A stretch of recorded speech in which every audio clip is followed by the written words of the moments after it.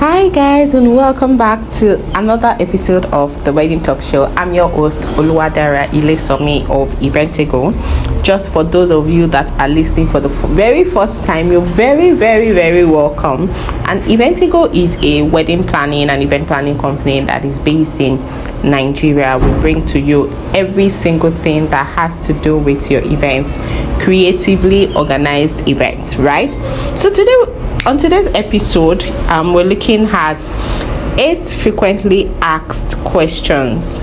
Yes, wedding questions that are frequently asked. I know that, we Nigerians or we Africans, we're very special. Like, we're a special set of people, we're a special breed. Especially when it comes to wedding planning, we begin to see our diversity. We begin to see our similarities also when it comes to wedding planning. And today I'll just quickly answer 8 most frequently asked questions, right? And the first thing is, how much does a wedding cost? It's a very popular question. How much does a wedding cost? And the simple answer to that is, every wedding and every couple are different. Like, no two weddings are alike, even when you're looking at weddings for family members, because you have different people, you have different individuals coming together for that wedding, being joined in holy matrimony. So no two wedding budgets are alike. What you spend money on are different for different people, and then there is no cost, there is no exact amount to say, this is how much a wedding would cost. Of course, when it now comes to say number of guests, sometimes people say, Dara, please, what should I be looking to spend for an average wedding, or for a basic wedding, or for an elaborate wedding?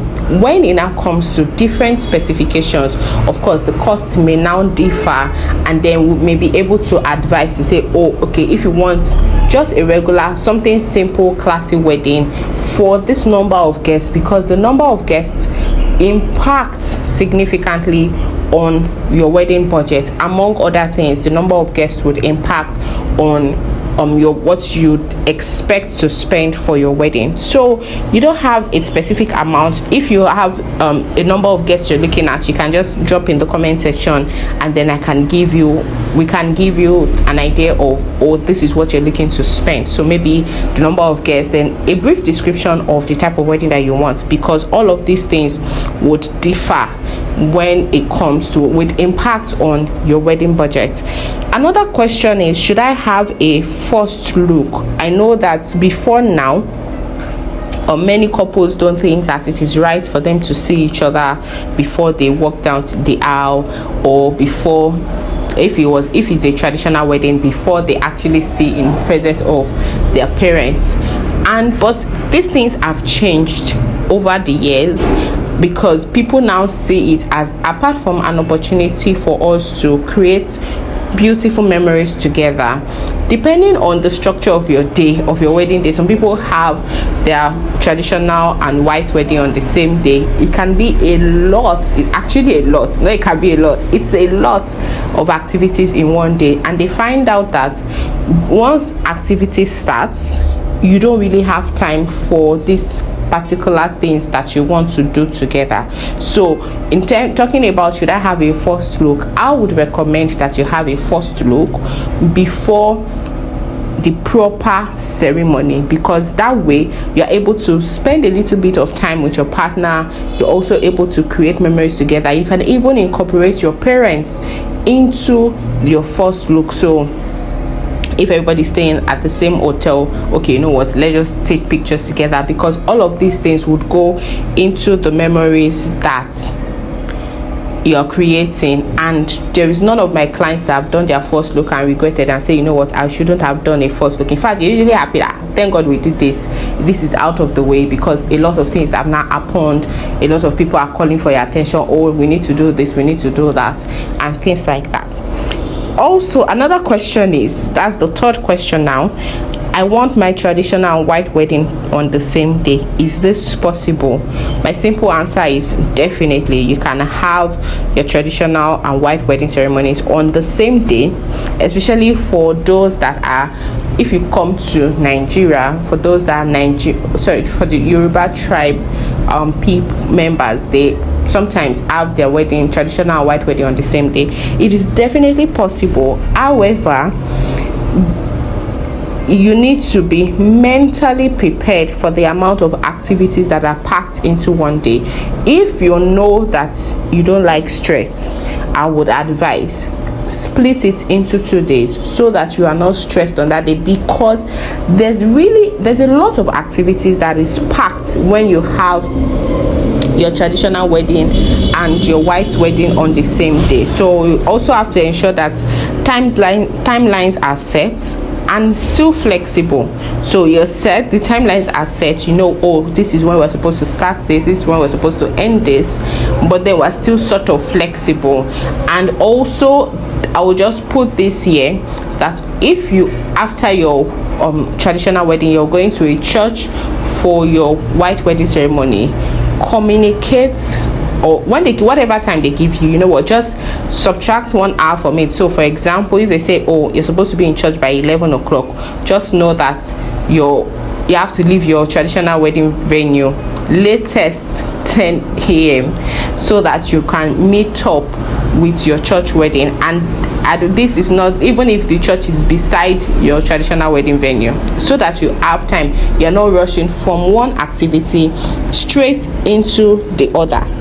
Another question that a lot of people ask is, do we have to?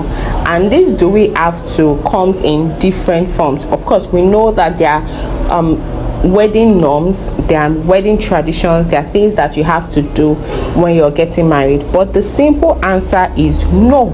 You really don't need anybody's permission to have certain things done at your wedding, or to remove certain things from your wedding. For example, one of our clients, on the wedding day, they didn't want to eat, they really don't like cakes, right? And then they didn't need to have that first toast of, you're feeding your partner cakes and things like that, because they didn't want to. I know it's a common wedding tradition, but there is really no obligation to say, you have to do this. So after cutting the cake, they went to sit down and enjoy themselves, enjoy the reception. So there is really no "we have to," this is compulsory. So you look at that, relate it to, does this fit our personality? Does this fit who we are, or who the image we are trying to portray? You don't have to. Remember, it's your wedding. Let your uniqueness show.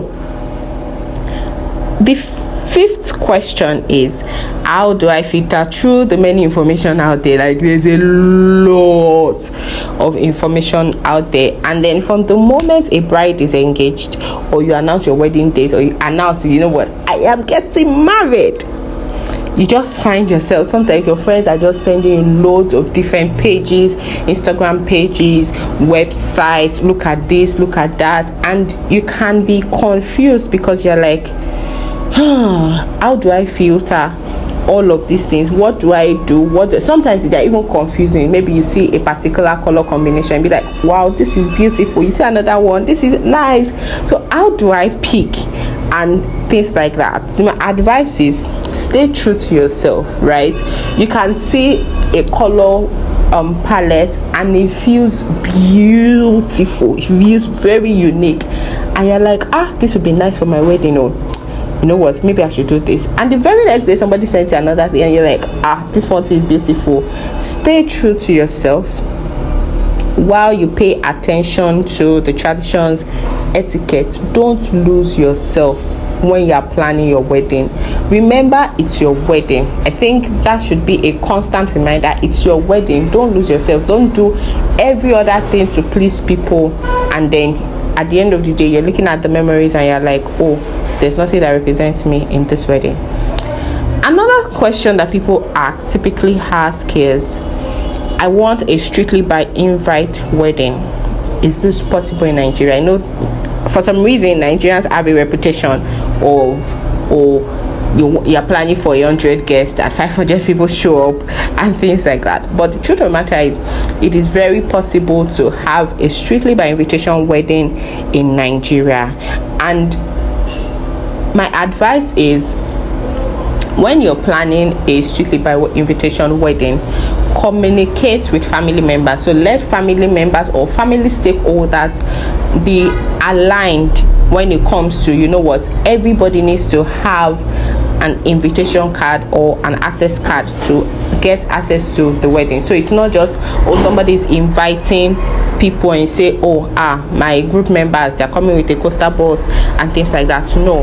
So let it be clear that this is what we're doing.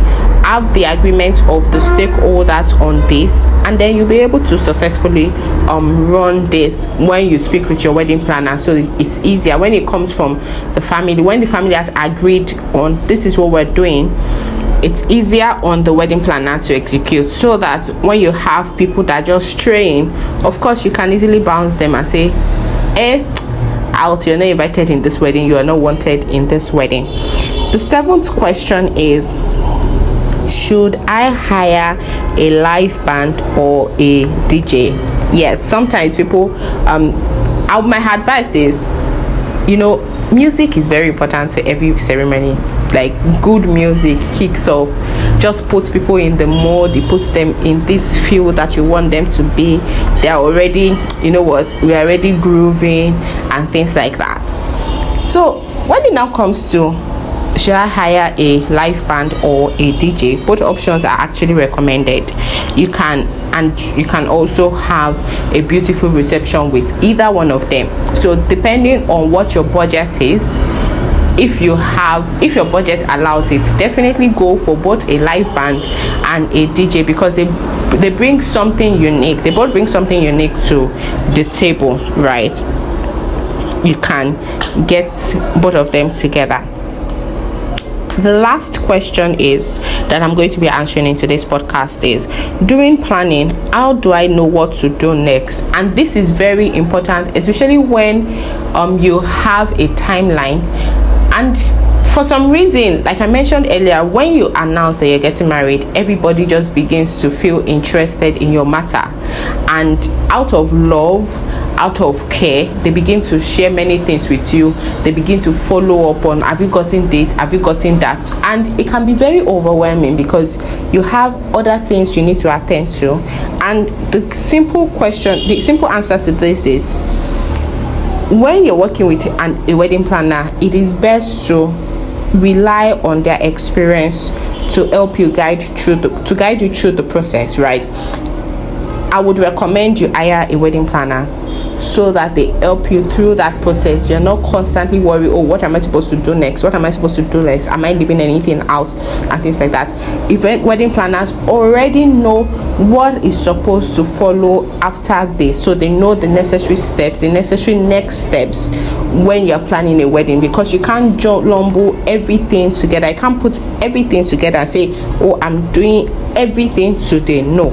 So it is best they will help you outline the decisions that you need to make, and then in what order, so it reduces the strain on you. But peradventure you don't have a wedding planner and you're like, okay, I still need this help, what can I do? I would advise to get resources that can help you. So there are numerous resources on, oh, this is what you should do 6 months to your wedding, 3 months to your wedding, and things like that. A good resource is our printable wedding planner or our wedding handbook, which is by Eventigo. There's a list of, it has an outline of things to help you, questions to ask, what you're supposed to be doing at what point in time, and things like that. So I would recommend that you get that. If you are interested, the link is in the description below, so you can just click the link and then you get access to the printable wedding planner. I'm sure that this has helped you, and give this video a thumbs up because I'm sure you like it. Subscribe to this channel, follow this podcast, and share. Most importantly, share with your friends, share with your family. Also, let us know what you've learned in the comment section below. Would really love to hear from you. Thank you so much for listening in on today's episode. I'll see you again next week Friday, and before then, be good, be safe, and impact your world. Yes, impact your world. Thank you very much. I remain your host, Oluwadare Ilesomi. By the way, if you have questions, do send an email to twts@myeventigo.com. I'll see you again next week Friday.